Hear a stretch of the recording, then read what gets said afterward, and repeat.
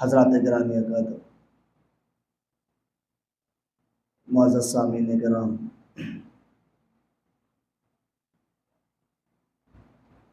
शजरे तैयबा के उन्वान से अशराए मजालिस का सिलसिला जारी है और हम रोज़ अपने घरों को छोड़कर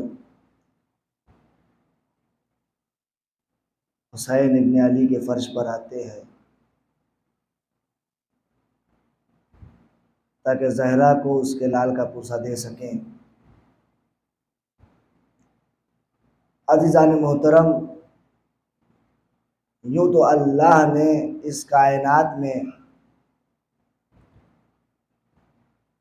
बहुत शहीद हुए हैं। इस कायनात में अल्लाह की राह में बहुत से लोगों ने कुर्बानी दी है। इस कायनात में अल्लाह के लिए बहुत से लोग शहीद हुए हैं, लेकिन सैयदुश्शुहदा इमाम हुसैन की शहादत अलग है। कुरान कहता है कि शहीद जिंदा है, सारे शहीद जिंदा है, लेकिन सारे शहीदों में और हुसैन इब्न अली में फ़र्क है। सारे शहीद सिर्फ जिंदा हैं, हुसैन इब्न अली ज़िंदगी बांटने वाला है। सारे शहीद सिर्फ हयात रखते हैं, हुसैन इब्न अली हयात गर है। हुसैन ज़िंदगी बांटने वाला है। यूँ तो अल्लाह ने इस कायनात में बहुत सारे सितारे खल्क़ किए, अल्लाह ने आसमानों में बहुत सारे सितारों को खल्क़ किया और हम सब उस सितारे से आशना नहीं हैं, उन सितारों के नाम को नहीं जानते, उन सितारों से मालूमात हासिल नहीं करते। और जब साइंसदानों ने तहकीक करना चाहा और ये पता करना चाहा या दरिया के साहिल पर पाए जाने वाले ज़र्रात, तो उन्होंने अपनी तहकीक में लिखा कि अल्लाह ने दरिया के साहिल पर पाए जाने वाले ज़र्रात के 2 बराबर आसमान में सितारे खल्क़ किए। तो अल्लाह ने इतने सितारे आसमान में खल्क़ किए, हम किसी को पहचानते नहीं, हम किसी को जानते नहीं, हम किसी से आशना नहीं है, लेकिन एक सितारा जो दरे अली पर आ गया, एक सितारा जिसने अली के दर पर सजदा कर लिया, उस सितारे को हमारी कौम का हर फर्द जानता है। उस सितारे से हमारे कौम का हर फर्द आशना है। इसी तरीके से अल्लाह ने बहुत सारे फरिश्तों को खल्क़ किया। मैंने पहली मजलिस में बयान किया था कि जब इमाम हुसैन अलैहिस्सलाम की विलादत हुई थी तो अल्लाह ने जनाब जिब्राइल से कहा था, जिब्राइल 1000 कबीलों से लेकर के फरिश्तों को जाओ रसूल की खिदमत में और जाकर के हुसैन को मुबारकबाद पेश करो। और तारीख बयान करती है एक कबीले में 10 लाख फरिश्ते हैं। तो अल्लाह ने इतने सारे फरिश्ते खल्क़ किए, हम हर एक को नहीं पहचानते, हम हर एक से आशना नहीं है, लेकिन वो फरिश्ता जो दरे सैयदा पर दर्जी बन करके आ गया, उसे हमारी कौम का हर बच्चा जानता है। जो फरिश्ता दरे अली पर आकर के चक्किया चलाता है, उस फरिश्ते से हम आशना हैं। जो फरिश्ता दरे ज़हरा पर आकर के इजाजत तलब करता है, उस फरिश्तों को हम सब जानते हैं। तो अल्लाह ने बहुत सारे सितारे खल्क़ किए, हमको सबसे मतलब नहीं। जो सितारा दरे अली पर उतर गया, हम उससे इश्क करने लगे। अल्लाह ने बहुत सारे फरिश्तों को खल्क़ किया, हमें सब सारे फरिश्तों के नाम नहीं पता, लेकिन जो फरिश्ते दरे अहले बैत पर उतरते रहे, हमारे घराने के हर एक बच्चे उसके नाम जानते रहे। इसी तरीके से इस दुनिया में जमीन तो बहुत है, लेकिन करबला जैसी जमीन अल्लाह ने खल्क़ नहीं की। बहुत सारी जमीनें हैं, लेकिन जो अजमत करबला की है, वो दूसरी जमीनों की अजमत नहीं है। आप पूछेंगे दलील क्या है? आइए मैं आपके सामने पेश करता हूं, किताब है कामिलुज़ ज़ियारात, उसमें ये रवायत नकल है कि एक रोज सरजमीन करबला और सरजमीन मक्का में मुकालमा होना शुरू हुआ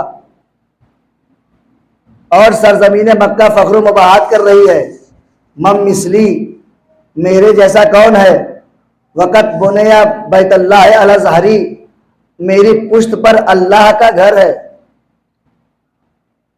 मेरे जैसा कौन है, मेरी पुश्त पर अल्लाह का घर है। जब ये फख्र मुबाहत सरजमीन मक्का कर रही थी,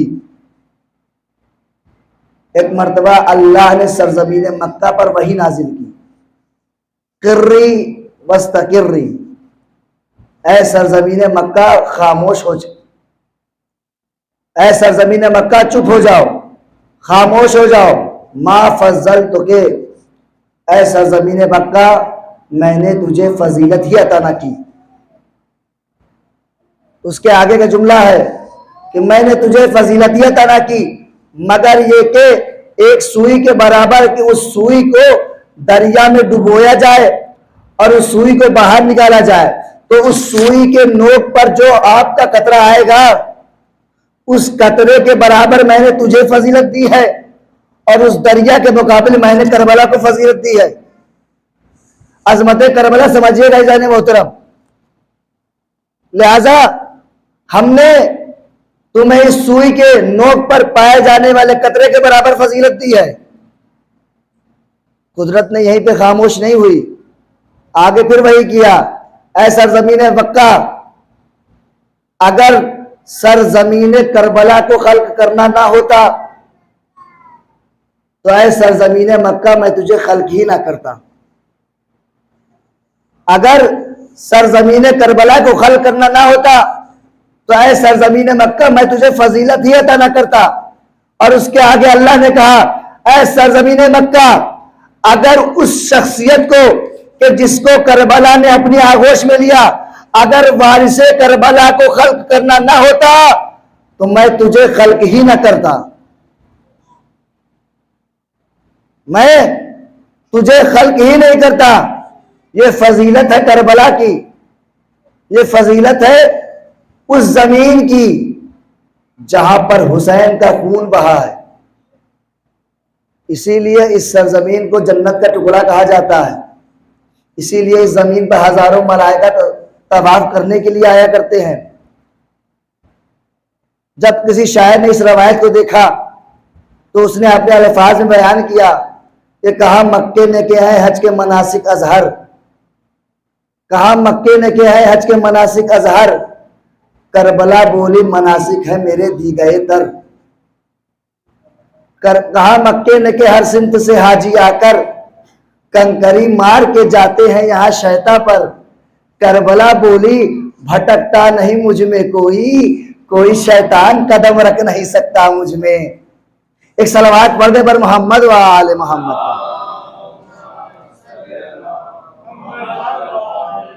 तो ये आजमत है सरजमीन करबला की, और हम आज उसी करबला के वारिस का गम मना रहे हैं। लिहाजा हमारी गुफ्तगू इस मकाम पर पहुंची थी कि कलमा तैयबा की मिसाल शजर तैयबा सी है कि इसके जरिए जमीन में मजबूत है और शाखे आसमान में फैली हुई है। रसूल सरवर कायनात ने इरशाद फरमाया, अना असलुहा, मैं इस शजरे तैयबा की असल हूं।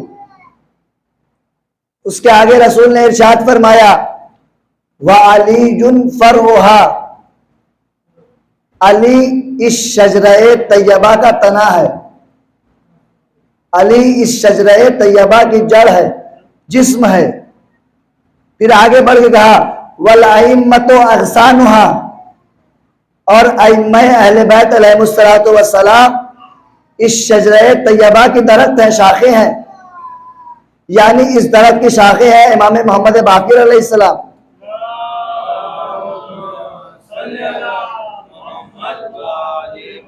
रसूल ने फरमाया, अना असलुहा, मैं इस शजर तैयबा की असल हूँ, व अलीयुन फरउहा, अली शजर तैयबा का जिस्म है, तना है, वल अइम्मतु अगसानुहा, और अइम्मा इसकी शाखें हैं। यानी शजर तैयबा की शाख इमाम ज़ैनुल आबिदीन है, इस शजर तैयबा की शाखें इमाम मोहम्मद बाकिर हैं, इस शजर तैयबा की शाख इमाम जाफर सादिक है, इस शजर तैयबा की शाख इमाम मूसी काजिम है, इस शजर तैयबा की शाख इमाम अली रजा है, इस शजर तैयबा की शाख इमाम मोहम्मद तकी है, इस शजर तैयबा की शाख इमाम अली नकी है, इस शजर तैयबा की शाख इमाम हसन अस्करी है, इस शजर तैयबा की शाख हजरत हुज्जत अलैहिस्सलातु वस्सलाम है।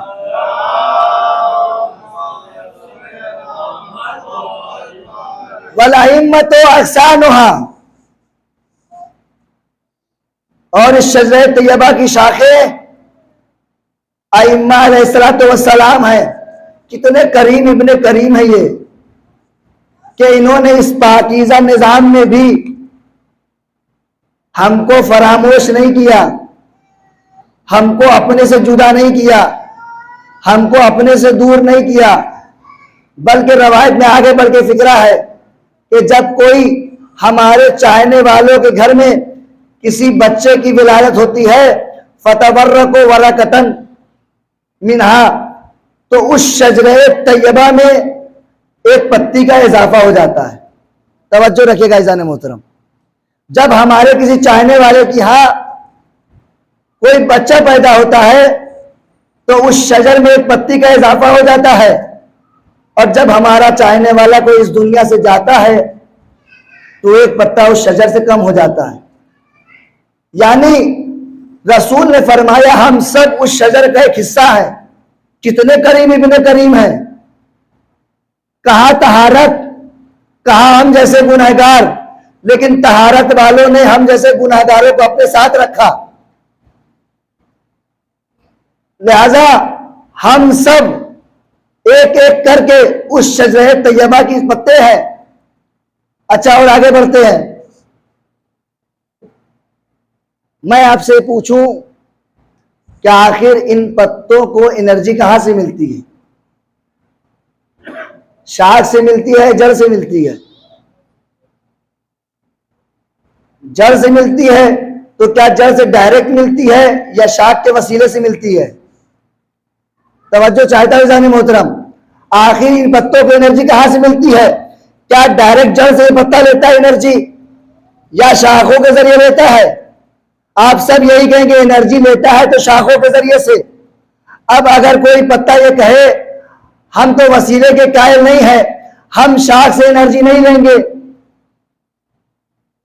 हम शाख से एनर्जी नहीं लेंगे, हम तो सीधे जड़ से लेंगे। भाई, जड़ दिखाई नहीं देती, लेकिन है सबसे मुहिम, है सबसे अहम। यही वजह है कि हमारी मजलिसों में जड़ नजर नहीं आती, तना नजर आता है, अली नजर आता है, लेकिन ये तना का वजूद जो है वो उस जड़ पे है। अगर रसूल है तो अली है, अगर रसूल है तो जिक्र अली है, अगर रसूल है तो फजाइल अली है, अगर रसूल नहीं तो अली नहीं। लिहाजा जड़ सबसे मुहिम होती है। तो अगर कोई पत्ता कहे भाई हम तो शाख से एनर्जी नहीं लेंगे, हम तो सीधा जाकर के जड़ से लेंगे, हम जड़ से जाकर के एनर्जी लेंगे, हम तो जड़ के पहलू में जाकर बैठेंगे, तवज्जो चाहता है जाने मोहतरम, हम तो सीधे जाकर के पहलू में बैठ करके एनर्जी लेंगे, तो नतीजा क्या होगा? जब पत्थर शाख से टूटेगा तो जमीन पर पड़ा पड़ा सूख जाएगा। जब कई सारे पत्ते सूख के जमा हो जाएंगे, बागवान आएगा, सबको जमा करेगा, जला करके खाक कर देगा। अब इसी तरीके से अगर कोई पत्ता रसूल के पहलू में आकर के दफन हो जाए और ये सोचे कि हम कामयाब हो गए,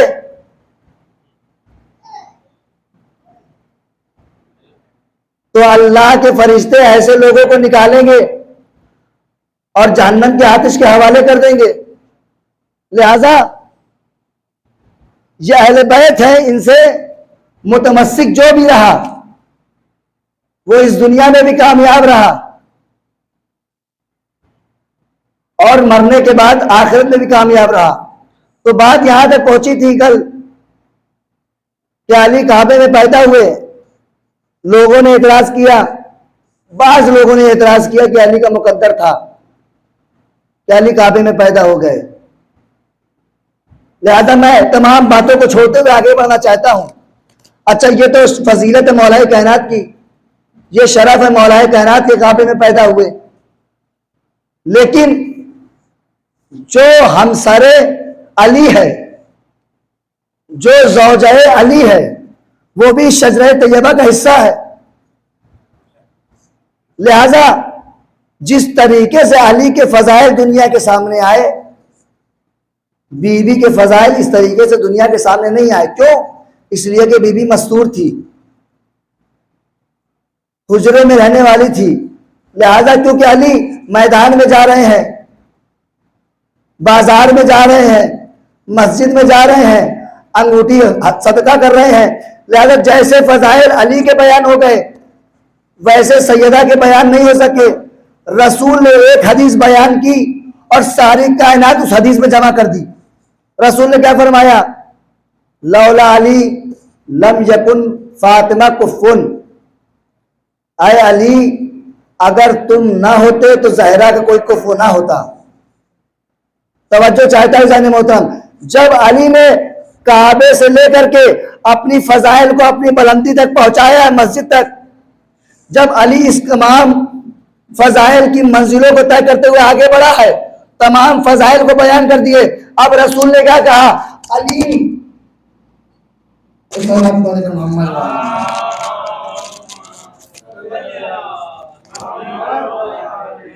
अली अपने फजाइल की तमाम बुलंदियों को तय करते हुए जब मंजिले कमाल पे पहुंचे हैं, तो अब फातिमा के फजाइल कैसे बयान हो?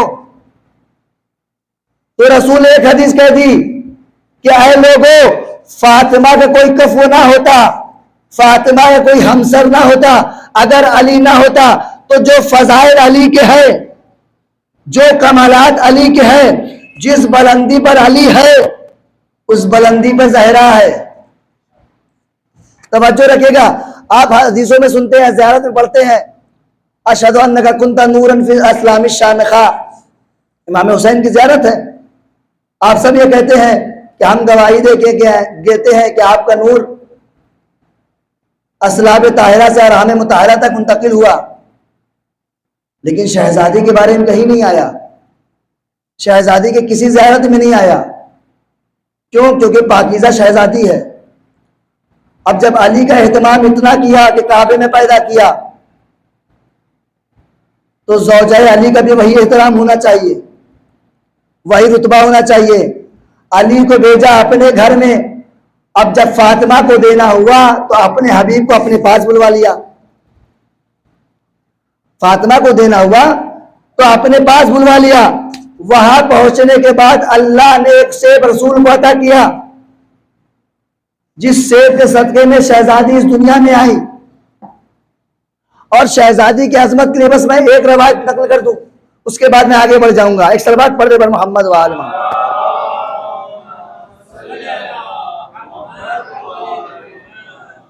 एक और सलवात पढ़ दे बर मोहम्मद।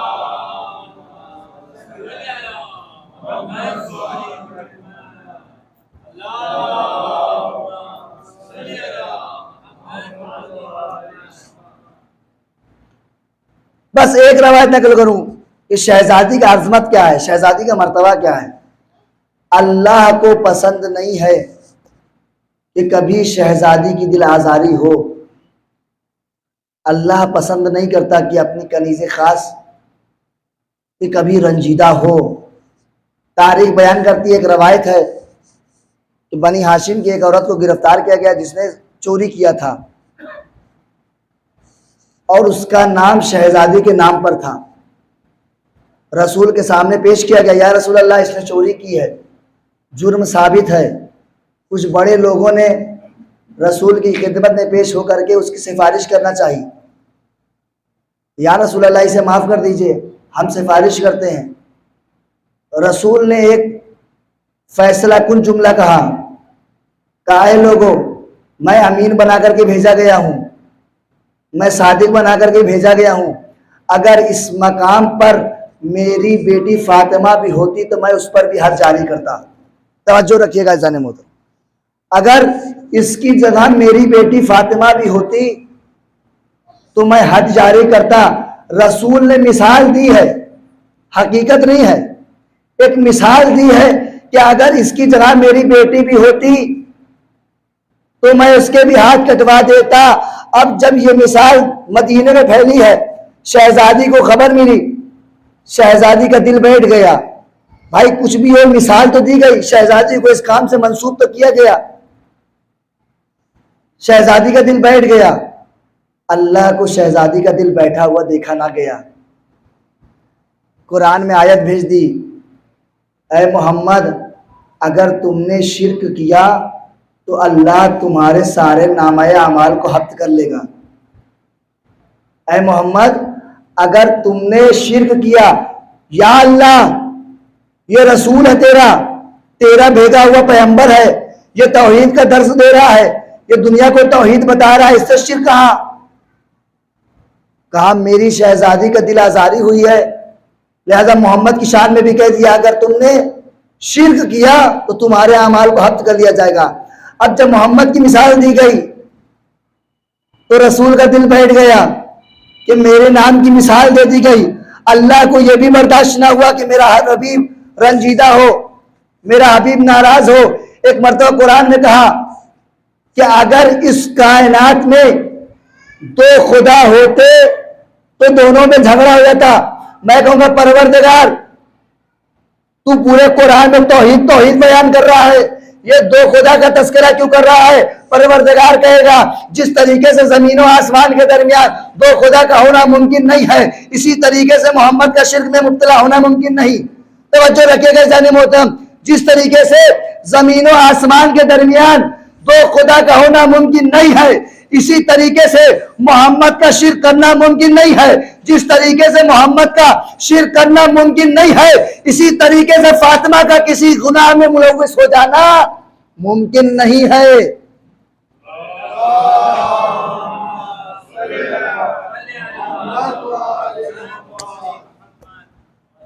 जिस तरीके से अल्लाह का दो होना मुमकिन नहीं, इसी तरीके से मोहम्मद का शिर्क करना मुमकिन नहीं।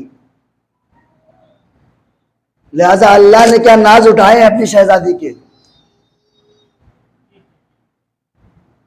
क्या मर्तबा बयान किया है अल्लाह ने अपनी शहजादी का।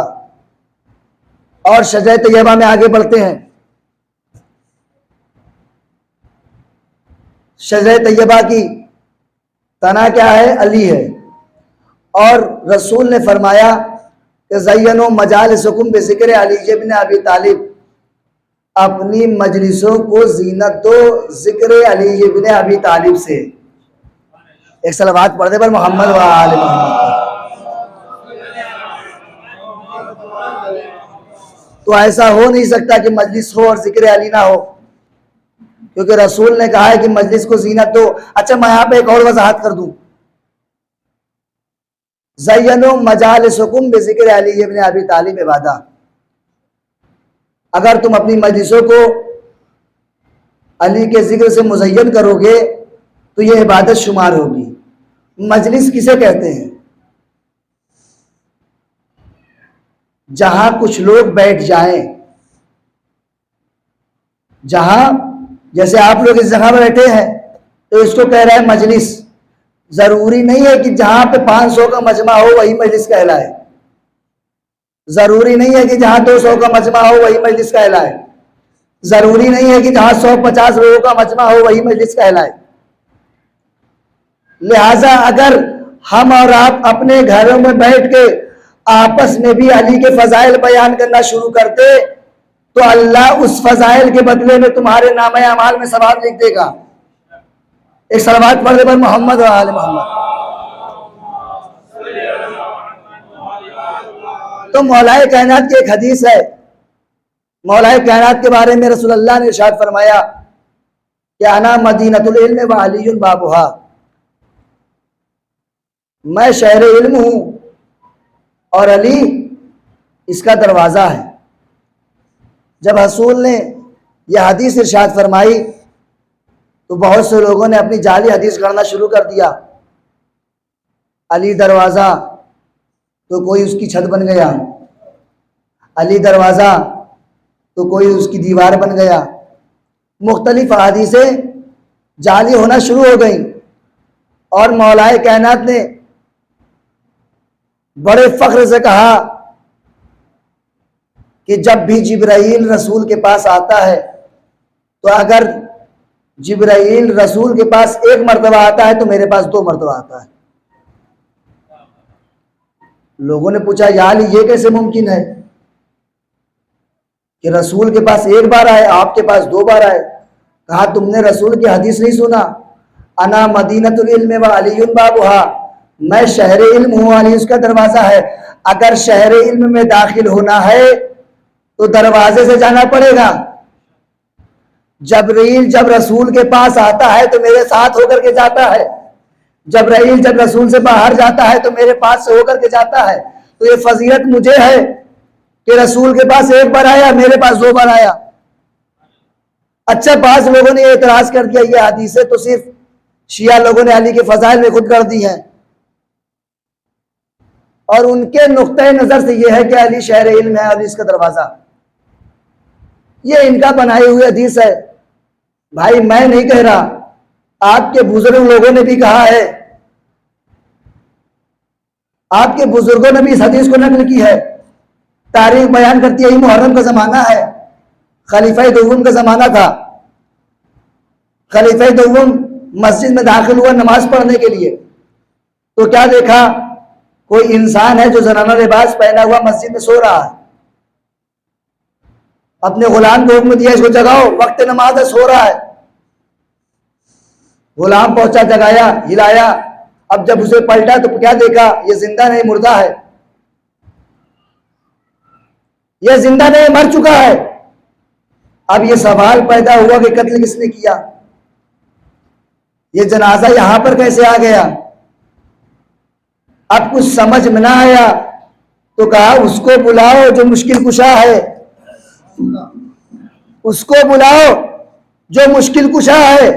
अगर अली ना होते मैं हलाक हो जाता, उसे बुलाओ जो मुश्किल कुशा है। बुलाया गया, या अली, मस्जिद में एक जनाजा मिला है। अली ने कहा इसे दफन कर दो, 8 महीने के बाद मस्जिद में एक बच्चा मिलेगा, उसके बाद इसका फैसला होगा। 8 महीने बाद एक बच्चा मिलेगा, उसके बाद फैसला होगा। मुहर्रम का जमाना था, सफर, रबीउल अव्वल, रबीउल सानी, जुमादुल उला, जुमादुल सानिया, रजब, शाबान, रमजान। 8वां महीना आ गया रमजान का। फिर जनाब अली पहुंचे मस्जिद में तो क्या देखा, मेहराब में एक बच्चा मौजूद है। अब 8 महीने पहले वाली बात याद आ गई, या अली बच्चा मिल गया, फैसला करिए कौन कातिल है। कहा पहले इस बच्चे के लिए एक दाई का इंतजाम करो, ये बच्चा भूखा है, इसे ग़िज़ा की जरूरत है, दाई का इंतजाम करो और दाई को पैसा बैतुल माल से अदा करो। दाई को बच्चा दे दिया गया, कुछ रकम उसको अदा कर दी गई। मेरे मौला ने उस दाई को बुलाया और बुलाने के बाद क्या, देखो कुछ दिनों बाद ईद आने वाली है, जब तुम लोग ईदगाह जाओगे तो इस बच्चे को साथ ले जाना, और जब ईदगाह की नमाज तमाम हो जाए, जो भी औरत इस बच्चे से प्यार करे, इस बच्चे से मोहब्बत दिखाए, उसका हाथ पकड़ना, मेरे पास ले आना। जो भी औरत, ईद का जमाना आ गया, पहुंचे लोग नमाज पढ़ने के लिए ईदगाह में, नमाज पढ़ाई गई। एक औरत इस बच्चे के पास आकर के प्यार करने लगी, तवज्जो चाहता है जाने मोहतरम, आकर के प्यार करने लगी, मोहब्बत दिखाने लगी। उस दाई ने उसका हाथ पकड़ा, चलो मेरे साथ। कहा अली के पास। अली ने बुलाया, किस लिए?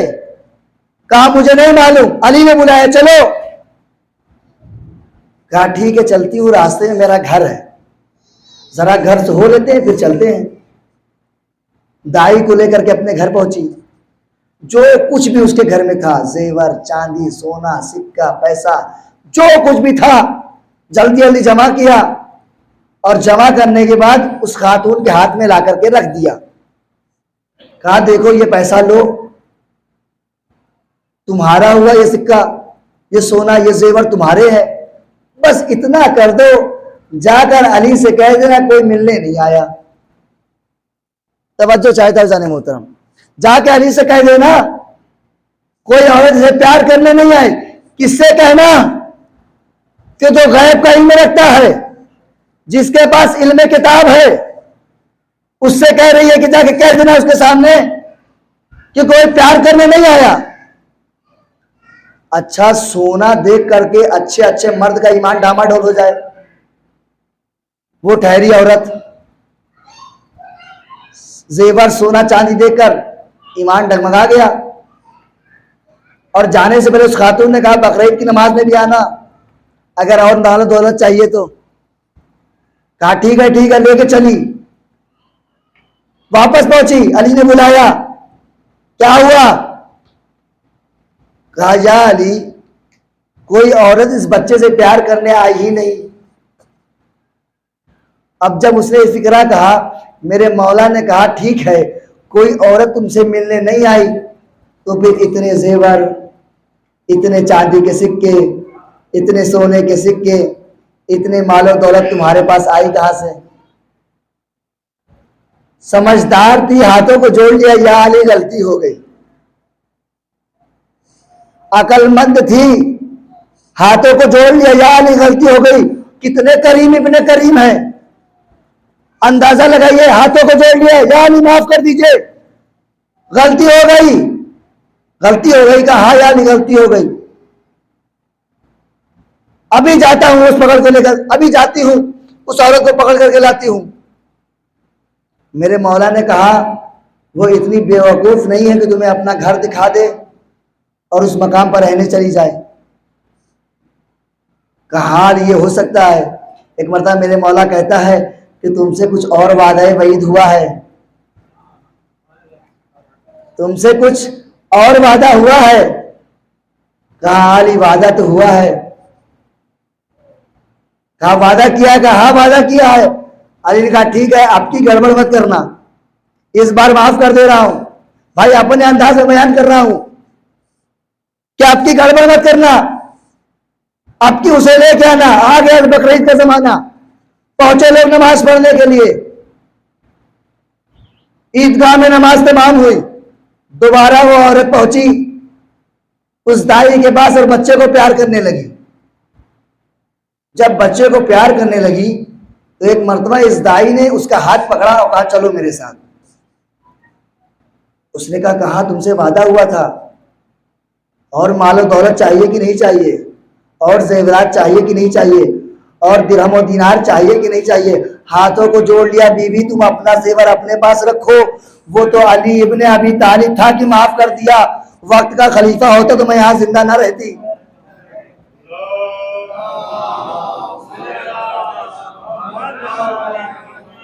अब मुझे जेवर चांदी सिक्का नहीं चाहिए, रखो अपने पास, चलो मेरे साथ। अच्छा हजारों का हुजूम हो, उस हुजूम के बीच में अगर कोई किसी का हाथ पकड़े और घसीटता हुआ लेके चले तो सारा मजमा मुतवज्जे होगा, भाई क्या बात है, क्यों पकड़ा है, क्यों लेके जा रहे हो, तरह तरह के सवालात होने शुरू हो जाएंगे। अब उस हुजूम में जब उस औरत ने उसका हाथ पकड़ के खींचना शुरू किया, सारा मजमा मुतवज्जे हुआ। क्या हुआ? 9 महीने पहले जो जनाजा मिला था, आज अली उसका फैसला करेगा। अब आगे आगे वो दाई और वो औरत, पीछे पीछे पूरे नमाजियों का हुजूम। अब जब नमाजी चले तो नमाज पढ़ाने वाले भाई साहब भी चले कि चल के देखते हैं अली क्या फैसला करते हैं। आए दर अली पे जा अली, इस औरत को ले आई। अली ने कहा मस्जिद में चलो, मस्जिद में फैसला होगा। सारा हुजूम मस्जिद में उमड़ पड़ा। मेरा मौला मस्जिद में दाखिल हुआ, उस औरत की तरफ मुतवज्जह होकर कहता है ये बता, तू बताएगी या मैं बताऊं? ये बता कि तू बताएगी या मैं बताऊं? हाथों को जोड़ लिया, या अली मैं खुद बताती हूं। तो कहा भी बता हुआ क्या था? कहा मैं फला सहाबी की बेटी हूं जो मैदान जंग में शहीद हो गया। मेरा कोई भाई नहीं, मेरी कोई बहन नहीं, मेरी माँ इस दुनिया से कूच कर गई है। मैं यको तनहा जिंदगी गुजारा करती थी। एक रोज मेरी जिंदगी में एक बुढ़िया आई, एक ज़ईफा आई। उसने कहा तुम तनहा रहती हो, तुम अकेले रहती हो, अगर तुम चाहो तो मैं तुम्हारे साथ रहना शुरू कर दूं, तुम्हें एक सहारा मिल जाएगा। वो खातून कहती है क्योंकि मैं तनहा जिंदगी गुजारा करती थी। खातून ने जब मुझसे कहा तो मैंने कहा चलो, एक ज़ईफा घर में आ जाएगी तो मेरा सहारा बन जाएगी। वो लेकर के घर पहुंची। पहुंचने के बाद उसको पानी दिया, कहा खबरदार पानी मत देना। कहा क्यों? कहा मैं रोजे से हूं। क्या देखा? शब को इबादतें कर रही है, सुबह को रोजा रख रही है। अच्छा, हमारे माशरे में ये मेयार है कि नहीं? अगर कोई इंसान सुबह से शाम तक मस्जिद में बैठा रहे तो लोग सर्टिफिकेट देना शुरू कर देते, भाई सबसे बड़ा आबिद है, ये सबसे बड़ा मुत्तकी इंसान है, सबसे बड़ा नमाजी है, किसी वक्त की नमाज नहीं छोड़ता। तो अब जब उस लड़की ने भी देखा कि दिन में रोजा रख रही है, रात में इबादतें कर रही है, कहा बड़ी मोमिन औरत है, अपने साथ रखने लगी। एक रोज इस बुढ़िया ने कहा कि मेरी एक बेटी है, मैं चाहती हूं कि जब मैं घर से बाहर जाती हूं तो तुम तनहा रहती हो, मैं अपनी बेटी को तुम्हारे हमरा कर दूं, तुम्हारी दोस्त बन जाएगी, तुम्हारी मोनिस बन जाएगी, तुम्हारी हमदम बन जाएगी, तुम्हारा वक्त अच्छा गुजरेगा। ये कह करके वो घर से बाहर निकली। उसने सदर दरवाजे को बंद नहीं किया और वो घर से बाहर निकल गई। मैं जब हुजरे से बाहर निकली, क्या देखा? दरवाजे पे एक लहीम शहीम इंसान नशे की हालत में धुत है, जनाना लिबास पहने हुए है। और बात इस हद तक हुई कि वो हुदूद शरिया से आगे बढ़ गया। चूंकि वो नशे में धुत था, मैंने उसका खंजर निकाला, उसे मार दिया। और जब उसे मार दिया तो मैंने कुछ लोगों को पैसा दिया कि इसको भेज दो।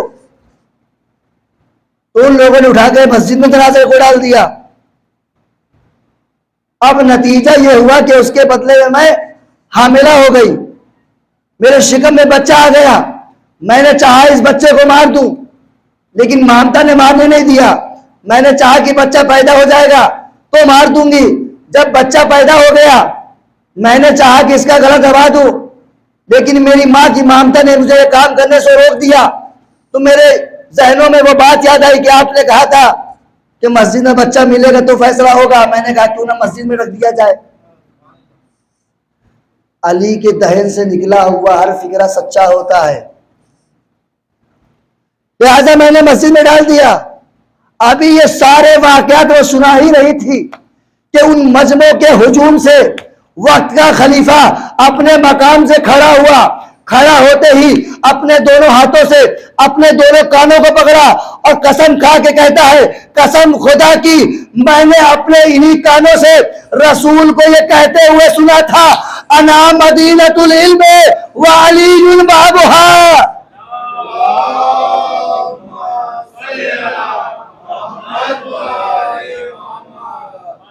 मैं शहर इल्म हूं, अली इसका दरवाजा है। ये हम नहीं कह रहे, तुम्हारे बुजुर्गान कह कर के गए हैं। लिहाजा बस जल्दी जल्दी मैं इस रवायत को खत्म कर दूं। मौला ने कहा उस ज़ईफा को ढूंढा जाए। वो ज़ईफा पकड़ के लाई गई। या अली, बुलाया था? हाँ बुलाया है। इस औरत को पहचानती हो? कहती या अली, ये कौन लड़की है? मैं नहीं पहचानती। अली ने कहा सोच लो, पहचानती हो कि नहीं पहचानती, बता दो। सीना तान के कहती या अली, मैं इस लड़की को नहीं पहचानती, पहली बार देख रही हूं इसे। मेरे मौला ने कहा नहीं पहचानती? कहा नहीं पहचानती। 3 बार जब उसे इकरार ले लिया तो कहा यह कब्र रसूल है, जाओ इस कब्र पर हाथ रखो और ये कसम खाओ कि तुम इस लड़की को नहीं पहचानती। आओ देखो जो वसीले के मुखालिफ हैं, आओ देखो रसूल कैसे अली क्या करवा रहे। कहा अगर तुम अपने वादे में सच्ची हो तो जाओ उस कब्र नबी में हाथ रखो और कह दो इस लड़की को नहीं पहचानती। गई कब्र रसूल पे हाथ रखा, कहा मैं कब्र रसूल की कसम खा के कहती हूँ कि इस बच्ची को नहीं पहचानती। अब जैसे ही उसने झूठी कसम खाई उसका चेहरा तब्दील हो गया। अब आईना जब उसके सामने आया, चेहरे को देखा, हाथों को जोड़ लिया, या अली गलती हो गई, या अली गलती हो गई, मुझे माफ कर दीजिए, मैं इस लड़की को पहचानती हूं, ये सारे वाक़या जो रोनुमा हुआ है उसके जिम्मेदार मैं हूं, मैं इस लड़की को पहचानती हूं, मेरा चेहरा वापस कर दीजिए। एक मर्तबा मेरा मौला कहता है अगर तू अपनी जबान पे सच्ची है तो जा कब्र रसूल पर हाथ रख के दुआ कर ले, अल्लाह तेरा चेहरा वापस कर देगा। वापस आई, कब्र रसूल पर हाथ रख करके दुआ मांगी, चेहरा तब्दील नहीं हुआ, उसी तरीके से रहा। एक मर्तबा मेरा मौला कहता है कसम खुदा के तूने अभी भी सच्चे दिल से अल्लाह से माफी नहीं मांगी है, वरना ये हो नहीं सकता कि कोई इंसान रसूल को वसीला बनाए, कोई इंसान रसूल को वसीला बनाए, अल्लाह उसकी दुआ कबूल न करे। तारीख में ये पहला वाकया है कि अली ने उसको माफ किया उस लड़की को, और जो इस वाक़े की असल गुनहगार थी उस बुढ़िया को संसार करवा दिया। एक सलवात पढ़ दे मोहम्मद वाले। बस अजीज़ा ने मोहतरम, इनके फजाइल, इनके मनाकिब, कुरान उठाओगे तो कुरान चीख चीख के इनके फजाइल बयान करता हुआ नजर आएगा। रसूल की हदीसों को खोलोगे तो बुलंद आवाज से इनका नारा लगाती हुई नजर आएगी। अरबाब अज़ा, इन अहले बैत की जितनी अजमत थी, जितना इनका वक़ार था, दुनिया वालों ने इनकी अजमत की कदर नहीं की, दुनिया वालों ने इनको पहचाना नहीं, और आ गए करबला के मैदान में ये कहते हुए, आए हुसैन हम तुम्हें तुम्हारे बाप के बुग़्ज़ में कत्ल करेंगे। आप 1 मुहर्रम से 30 ज़िलहिज से मुसलसल फर्श अज़ा पे जा रहे हैं, कभी हबीब का मज़ाहिब सुनते हैं, ज़हरा को पुरसा दिया, कभी ओनो मोहम्मद का मसाहिब सुनकर ज़हरा को पुरसा दिया, कभी अली अकबर का मसाहिब सुनकर उम्मे लैला को पुरसा दिया। अरबाब अज़ा, आज 7 तारीख है, 7 मुहर्रमुल हराम है, ये तारीख मंसूब है यतीम हसन जनाब कासिम से। ऐ शहजादी उम्मे फरवा, ये आज़ादार जमा हुए हैं, ये मातमदार जमा हुए हैं आपके लाल कासिम पर गिरिया करने के लिए, आपके लाल कासिम का मातम करने के लिए। ऐ शहजादी, इन आज़ादारों के आंसुओं को कबूल फरमा लीजिएगा। तारीख बयान करती है कि जब इमाम हसन को जहर दिया गया तो इमाम हुसैन बिस्तरे अलालत पे करवटें बदल रहे हैं। बच्चों की आदत होती है कि जब बाप को देखते हैं तो दौड़कर उनके सीने पे लेट जाया करते हैं। इमाम हसन को जहर दिया गया था, इमाम हुसैन के जिगर के 72 टुकड़े हो रहे थे। एक मरतबा हसन का लाल कासिम दौड़कर अपने बाबा के सीने से लग गया। 1.5 साल के कासिम, अरबाब तारीख बयान करती है, 1.5 साल का कासिम दौड़कर अपने बाबा के सीने से लग गया। उम्मे फरवा ने चाहा कि कासिम को अलग कर दे। एक मरतबा हसन कहते हैं, मेरी उम्मे फरवा, मेरे लाल कासिम को अलग न करना, आज मेरे सीने के 72 टुकड़े हो रहे हैं, कल ये कासिम होगा जिसका जहाना जनाजा टुकड़ों में तकसीम होगा। हाँ अरबाब अज़ा, आ गया मक्तल का मैदान, आ गया 10 मुहर्रम, असहाब शहीद हो रहे हैं, हबीब कुर्बानी दे रहे हैं, मुस्लिम इब्ने औसजा कुर्बानी दे रहे हैं, अहले बैत का नंबर आया, अकबर ने कुर्बानी दे दी। एक मर्तबा शब आशूर का ये फिक्रा है। एक मकाम पर खड़े होकर के अब्बास व अकबर ये बात कर रहे हैं। जनाब अब्बास अकबर से कहते हैं, मेरे लाल कल जंग का दिन है, सबसे पहले मैं अपने आका पर शहीद होऊंगा, तुम मेरे बाद शहीद होना। क्यों? इसलिए कि तुम मेरे आका के आंखों का नूर हो। लिहाजा मैं नहीं चाहता कि मेरी जिंदगी में मेरी आका के आंखों का नूर चला जाए। एक मर्तबा अकबर ने हाथों को जोड़ लिया, चचा तुम मेरे बाबा के बाजू हो, अगर तुम शहीद हो जाए मेरे बाबा की कमर टूट जाएगी, लिहाजा मैं चाहता हूँ कि पहले मैं शहीद हो जाऊं। इन दोनों की गुफ्तगू को कासिम सुन रहे थे। एक मरतबा इन दोनों की गुफ्तगू को सुन के आगे बढ़े, एक हाथ अकबर के पैर पे रखा, एक हाथ अब्बास के कदमों में रखा और एक मरतबा दोनों की तरफ मुतवज्जे होकर कहते हैं, चचा अब्बास आग के मरने से हुसैन की कमर टूट जाएगी, भैया अकबर के मरने से मेरे हुसैन की आंखों की बीनाई चला जाएगी।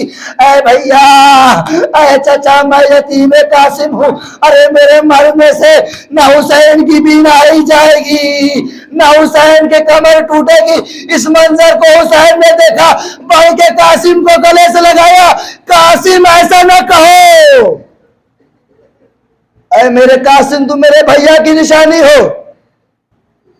जज़ाकुम रब्बुकुम खैरल जज़ा।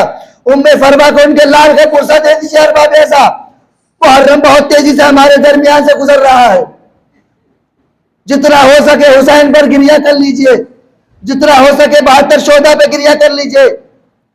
10 मुहर्रम का वो वक्त आया, कासिम हुसैन की जानिब आए, आका मुझे मरने की इजाजत दे दो, मौला मैं भी मरना चाहता हूं, मुझे भी रन में जाने की इजाजत दे दो।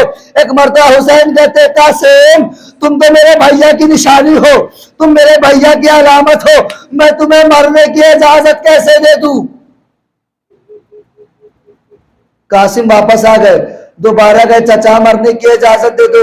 इमाम हुसैन ने इजाजत नहीं दी। हार बाबे जब कासिम को इजाजत नहीं मिली है, एक मर्तबा वापस अपने खैमे में आए। आने के बाद 2 जानू होकर के बैठ करके अपने सर को 2 जानू को बीच में रखा और बुलंद आवाज से गिरिया करना शुरू किया। जब कासिम के गिरिए की आवाज उम्मे फरवा के कानों में टकराई है, एक मर्तबा तेजी से दौड़कर उम्मे फरवा कासिम के करीब आई। मेरे लाल कासिम क्यों गिरिया कर रहे हो, मेरे लाल कासिम क्यों रो रहे हो, ऐ मेरे लाल क्या हो गया है, क्यों गिरिया कर रहे हो।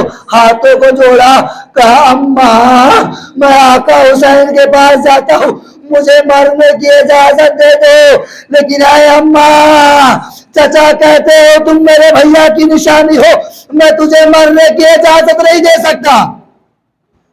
एक मर्तबा उम्मे फरवा कहती है, मेरे लाल कासिम तुम्हारे बाबा ने आखिरी वक्त पर तुम्हारे बाजू पे एक तावीज बांधा था और एक फिक्रा कहा था, उम्मे फरवा जब सबसे बड़ी मुसीबत तुम पर आ जाए तो इस तावीज को खोल लेना।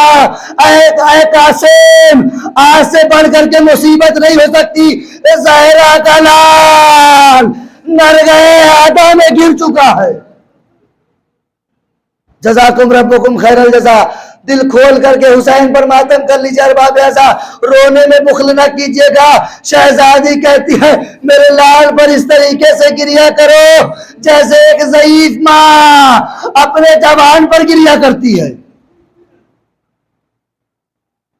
अपने आंसुओं को कासिम ने पोंछा, खुशी खुशी उस तावीज को खोला, खोलने के बाद उस तहरीर को पढ़ना शुरू किया। मेरे लाल कासिम, करबला के मैदान में मेरा भाई हुसैन जब नरगे आगा में गिर जाएगा, ऐ कासिम उसकी नुसरत में अपने आप को कुर्बान कर देना। अब जैसे ही बाबा की तहरीर को देखा, खुशी खुशी आंसुओं को पोंछा, इमाम हुसैन की जानिब दौड़े। इमाम ने कासिम को अपनी जाति में आते हुए देखा, मेरे लाल किस बात की खुशी है। कासिम कहते हैं, चचा अब आप मुझे रोक नहीं सकते, चचा अब आप मुझे मना नहीं कर सकते, चचा मैं बाबा की तहरीर लाया हूँ। अरे परदेश में जब भाई की निशानी मिली है, भाई की तहरीर मिली है, हुसैन ने भाई की तहरीर को लिया, उसे बोसा दिया, आंखों से लगाया, तहरीर पढ़ना शुरू की, तहरीर को पढ़ना शुरू किया। ऐ हुसैन, करबला के मैदान में कासिम को मेरी जानिब से कुर्बान कर देना। हुसैन ने अकबर की जानिब देखा, हुसैन ने कासिम की जानिब देखा। एक फिक्रा का, मेरे लाल तुम मेरे भैया की तौहीद, तुम मेरे भैया के नविश्ता लेकर के आए हो या अपनी मौत का परवाना लेकर के आए हो। तारीख बयान करती है बाबे ऐसा, तारीख बयान करती है चाचा भतीजे मिलकर के गिरिया करना शुरू करते हैं। इमाम हुसैन ने बुलंद आवाज से गिरिया करना शुरू किया। कासिम गिरिया करते रहे, हुसैन गिरिया करते रहे। बाबे ऐसा तारीख बयान करती है, मक्तल ये बयान करता है कि दोनों चचा भतीजे गिरिया करते करते सरजमीन करबला पे बेहोश हो गए। जज़ाकुम रब्बुकुम खैरल जज़ा। खुदा आपको कोई गम न दे सिवाय गम मज़लूम करबला के। इमाम हुसैन सरजमीन करबला पे बेहोश हो गए। भाई हमारे यहाँ का तो दस्तूर है ना, हमारे यहाँ का दस्तूर है, अगर हमारे यहाँ कोई बेहोश हो जाता है तो उसके चेहरे पर पानी का छिड़काव किया जाता है। अरे ख़याम हुसैनी में 3